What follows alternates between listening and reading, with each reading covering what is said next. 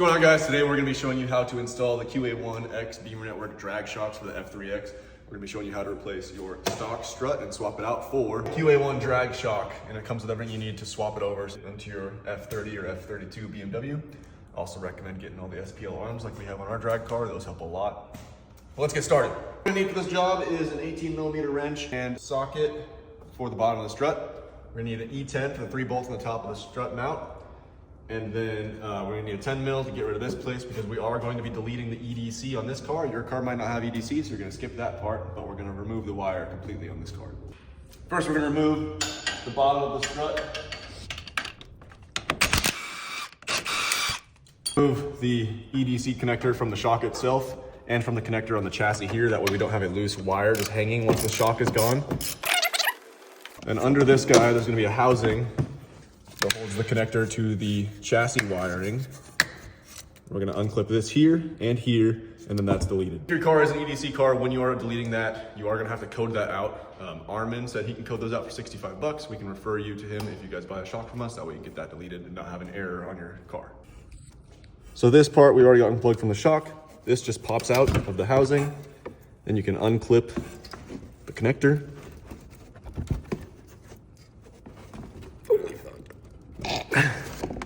If your connector is stuck like mine is with all the road grime, a little bit of rubbing alcohol or window cleaner sprayed on that makes it unplug a lot easier. Make sure to tuck the cord from the chassis back in here so you don't get water and it doesn't get caught on anything spinning around in your wheel well. Close that up, you can replace the liner. Then when you get the 3 E10s that are at the top, so we're gonna get those right now. Once you get the last bolt out, it might be easier for yourself if you compress your shock, which is probably gonna be easy to do because the stock ones are probably pretty blown. Press it down, and then wiggle it up and out.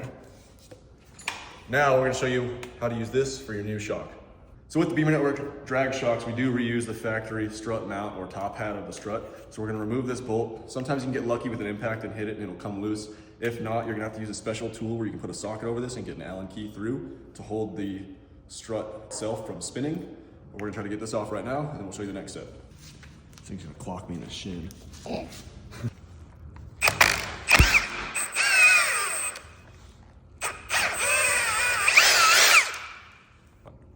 Now to mount the QA1 drag shock to the BMW's strut mount, we're gonna have to make this hole bigger because that's not gonna fit right now. So in the kit, you're gonna use the included step bit to drill out this hole in your mount a little bit larger.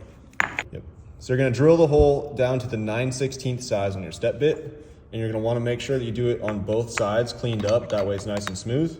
Then your QA1 strut will fit right in. We're gonna put a little bit of Loctite on the threads of the shaft, and then we're gonna feed it through and put the included 12-point nut on. It uses a 11/16 12-point socket. And it's best to use an impact for this because this shaft will spin, so you want to have the impact tighten it down for you.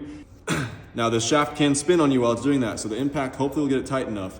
Do not use vice grips on this because it will cause a leak from the fluids in the shock to come out if you scratch it. If you absolutely have to, for your safety, to use vice grips, you can hold it up here at the top. It's very unlikely the shock will ever go to the bottom down there, and if it does, not much fluid's going to come out. But I recommend just using the impact and thread locker.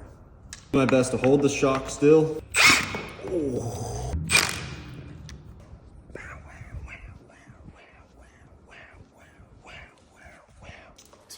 So now that we have the shock ready to go back into the car, all that's needed are these 2 collared spacers. And then QA1 does give some presets to kind of start off your basis for the adjustments. So for the compression for drag racing, we're gonna be about 12 clicks from the left. For the rebound, we're gonna be about 4 clicks from the left. So now I'm gonna compress the shock a bit so I can get it in easier. We're just gonna reinstall it on the top of the car.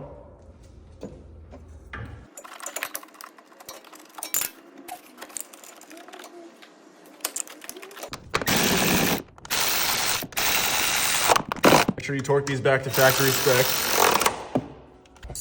Okay, and when you're dropping it down to mount it back in the car, you're gonna want the adjustments pointed out. That way you can adjust them on the fly when you're trying to dial in the launch on the car.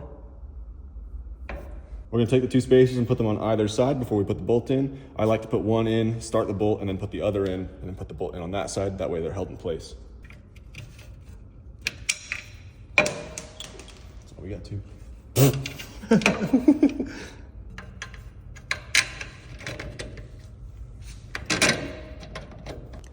Once you have the collared nut spacer on both sides, then you can put the nut back on the bolt and tighten it down.